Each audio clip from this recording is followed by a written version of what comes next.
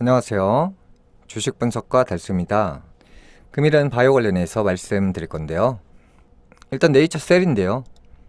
기본적으로 4년에서 5년 주기마다 큰 시세를 보여주는 특징을 가지고 있습니다. 그래서 이제 모아가서 터트리고 저가에 매수해서 팔아먹는 거죠. 그 다음에 또 모아가서 팔아먹고 또 모아가서 또 팔아먹을 예정이겠죠. 4년에서 5년 주기로 본다라고 하면 2025년쯤이면 큰 시세가 나오는 패턴을 보일 건데요. 물론 그 시기는 아무도 예상할 수 없겠죠. 기본적으로 4년에서 5년 주기에 큰 시세가 한 번씩 나와주는 종목이 네이처셀이고요. 코오롱 티슈진 같은 경우도 지금 HLB의 길을 그대로 따라가는 형태고요. 시간이 지날수록 이 시세가 오를 수밖에 없는 종목이 코오롱 티슈진이고요. 일단 오랜 시간 여러가지 사유로 인해서 거래 정지가 되었고요.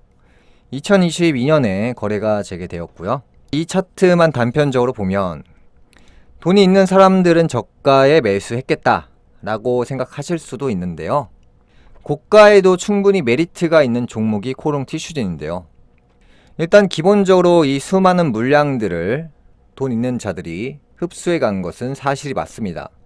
그러니까 뭐 돈이 있다고 해서 안 물린다, 돈이 없다고 해서 물린다, 이런 공식은 주식에 없고요. 유명인들이나 뭐 대주주 같은 사람들이 매수를 했는데 그 이후에 지하실을 간 종목들이 상당히 많은 사례만 보더라도 돈이 많다고 해서 이 주식의 가격을 예측할 수가 없습니다. 그러니까 이제 보는 시야가 개인들은 2달에서 3달 그 이상이 됐을 때 포기를 하지만 기본적으로 자금이 크면 거래량이 폭발했을 때만 팔 수 있는 거거든요. 100만원어치 매수를 하면 아무 때나 매수나 매도를 할 수 있지만 500억에서 1000억이 넘어가면 매수하는 시기하고 매도하는 시기가 별도로 존재합니다. 네이처셀 같은 경우도 이제 100만원이 있는 사람은 이 중에 아무 곳이나 다 팔 수 있죠. 타이밍만 잘 정하면. 1000억이 있고 2000억이 있다. 그 물건을 받아줄 사람이 없어요. 이러한 차트가 형성될 때는 이 물량을 넘기고 있다는 하나의 신호탄이거든요. 그래서 이 코오롱 티슈진 같은 경우에는 저가 영역에 매수한 사람은 거의 없다고 볼 수 있죠. 거의 없다죠. 물론 소액을 가지고 매수나 매도는 할 수 있습니다. 그래서 잘 보시면 거래량이 없죠. 매수나 매도가 거의 없었다는 거예요. 그래서 이 차트만 보면 돈 많은 사람들은 바닥에 사서 비싸게 팔아먹는다 라고 생각하실 수도 있겠지만 거래량을 보면 그렇지가 않다는 거죠. 그래서 이제 돈 많은 이들이 이 종목을 굉장히 탐을 내고 있는데, 제가 봤을 때는 이제 뭐 수백억에서 수천억을 굴리는 투자자들 중에서도 이 종목을 18,000원에서 2만원 이상의 매수한이가 존재한다는 거죠. 이때가 거래량이 굉장히 많았거든요. 그럼 이 많은 물건들을 개인들이 받아갈 수가 없단 말이죠. 큰 자금들이 이 사이에 오갔다는 것이고요. 돈이 많을수록 사실 이 주식을 프리미엄을 붙여서 사야 돼요. 왜냐면 지금 여기에 걸려있는 물건이 474만 5천원이에요. 그러면 400억이 있고 1000억이 넘는 사람들은 이 물건을 대체 어떻게 매수하냐는 거죠. 매수할 수가 없다는 거죠. 개인들이야 뭐 400만원 있으면 바로 살 수 있지만 돈이 많은 사람들은 올리면서 프리미엄을 주면서 사야 돼요. 그렇지 않으면 거꾸로 이런 식으로 세세하게 걸어서 나눠서 사는 거죠. 그게 이제 하루 만에 매수하는 것이 아니라 6개월, 1년, 2년, 3년에 걸쳐서 천천히 하루에 100만원씩, 하루에 500만원씩, 또 1000만원씩 조금씩 미세하게 매수를 받는 형태로 걸어두면 시세에 영향을 주지 않고 수백억에 달하는 주식을 매수할 수 있는 건데요. 그래서 이 공식대로 설명을 드리면 매도하는 거 역시도 마찬가지죠. 이 주식을 보유한 큰손이 100억 원어치를 가지고 있는데 여기에 지금 매수 호가를 잘 보시면 한 10만 원어치 매수가 걸려 있죠. 그러면 100억 원어치나 주식을 갖고 있는 사람이 이날 주식을 팔 수 있을까요? 팔 수가 없다는 거죠. 그래서 항상 나눠서 파는 형태로 가다 보니까 이러한 차트가 형성이 되면 매수 또는 매도예요. 그러면 이러한 차트의 거래량까지 터지면 일단은 큰 자금이 오갔다는 거죠. 누군가 보유하고 있다는 거고요. 그 이후에 물량이 안 나왔고요. 그러면 여기서 해석할 수 있는 건 이러한 차트가 형성이 되었다는 거는 꾸준하게 매수하면서 모아가고 있다는 신호거든요. 그리고 이제 거래량이 터질 때 물건이 특히나 많이 나오기 때문에 그때 한 번에 쓸어 담는 경우가 있어요. 그러면 개인들이 보기에는 무조건 쌀 때만 살 것 같은데 그렇지가 않다는 거죠. 비쌀 때도 물량이 나와주는 시기에 돈을 더 주고 모아간다는 거죠. 그래서 이 차트는 지금 모아가고 있는 전형적인 차트고요. 제가 이 당시부터 이제 추천을 드려서 이 종목에 대해서 이제 굉장히 좋게 말씀을 드렸고요. 꾸준히 모아가고 있는 전형적인 차트예요. 그러다 보니까 우상향으로 이 그림 자체가 이 윗방향으로 바뀌고 있잖아요. 그래서 이제 코롱 티슈진 같은 경우에는 내년부터 큰 신호탄이 터지기 시작할 거예요. 결과는 26년도에 나올 예정이지만 항상 선 반영부터 불이 나기 때문에 25년부터 큰 이슈들이 터질 거라고 생각하거든요. 이런 형태를 보이는 차트가 굉장히 좋은 그림의 차트라고 생각이 들고요. 이 1번과 2번과 이 3번 과정이 이유 있는 우상향이거든요.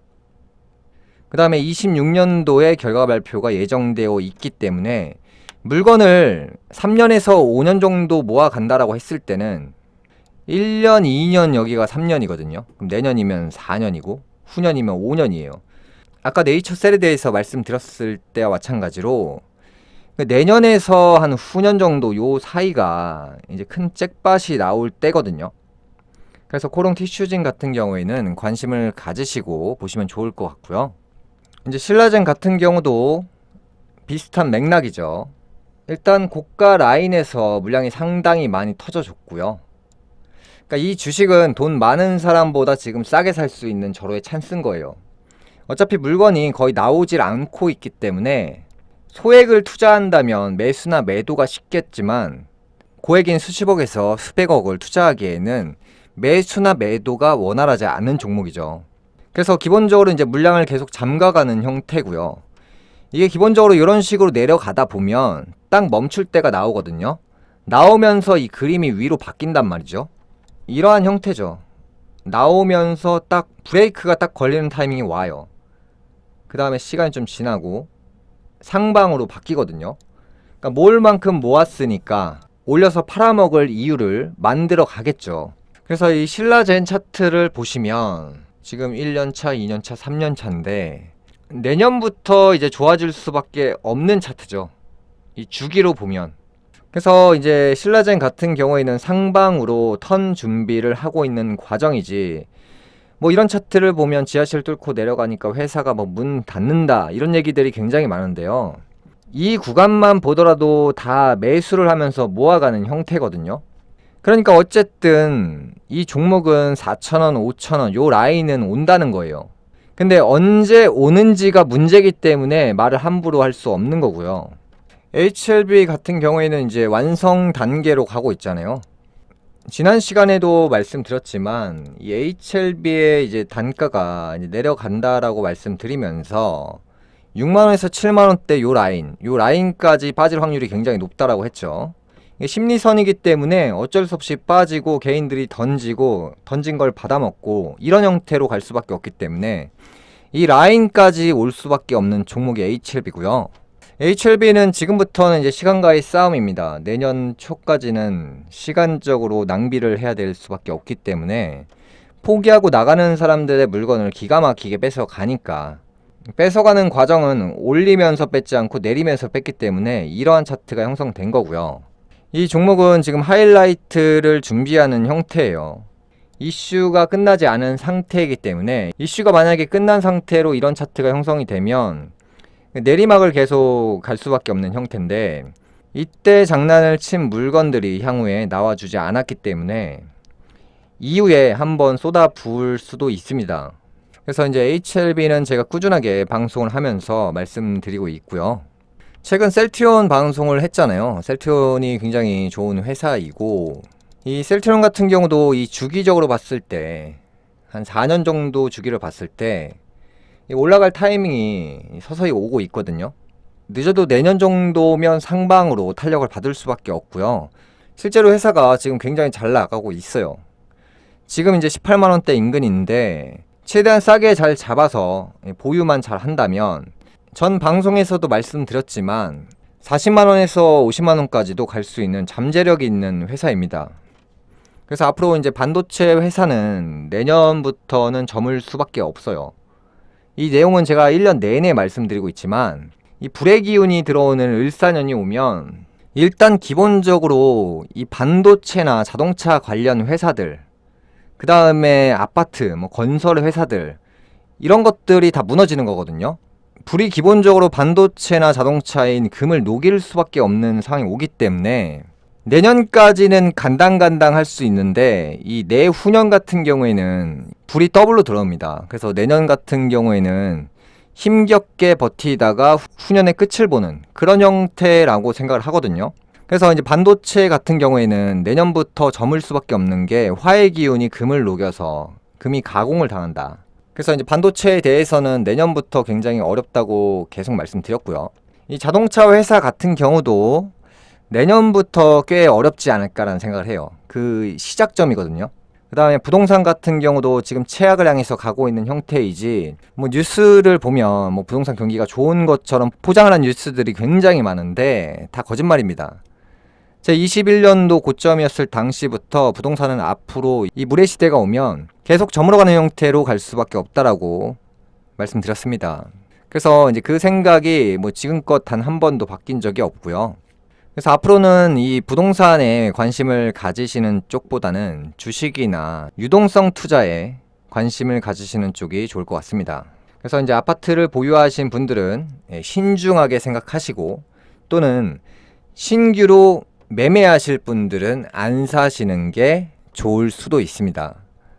금일 방송 여기까지 하겠고요. 다음 시간에 뵙겠습니다. 시청해주셔서 감사합니다.